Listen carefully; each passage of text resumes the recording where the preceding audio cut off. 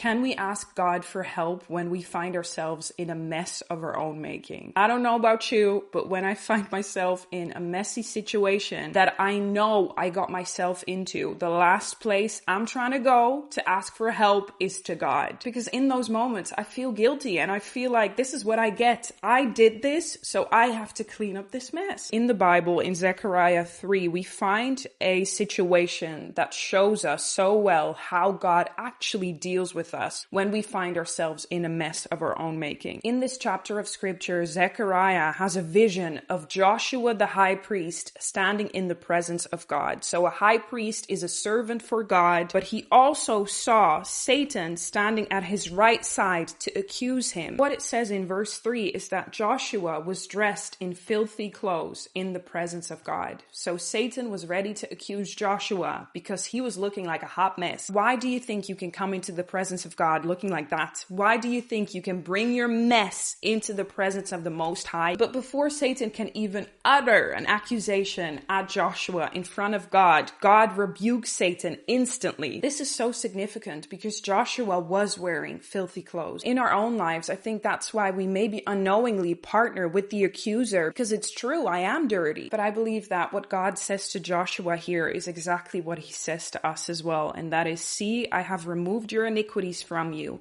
and I will clothe you with festive robes. There is not a mess too big for God to clean up. There's not a mess that he does not want to enter into in your life. But what we can learn from Joshua is that he was found in the presence of God. He might have been dirty, but he was there. He did walk into the presence of the Lord, and we too have to learn to go to God so we can give him a chance to actually meet us with this same mercy and kindness.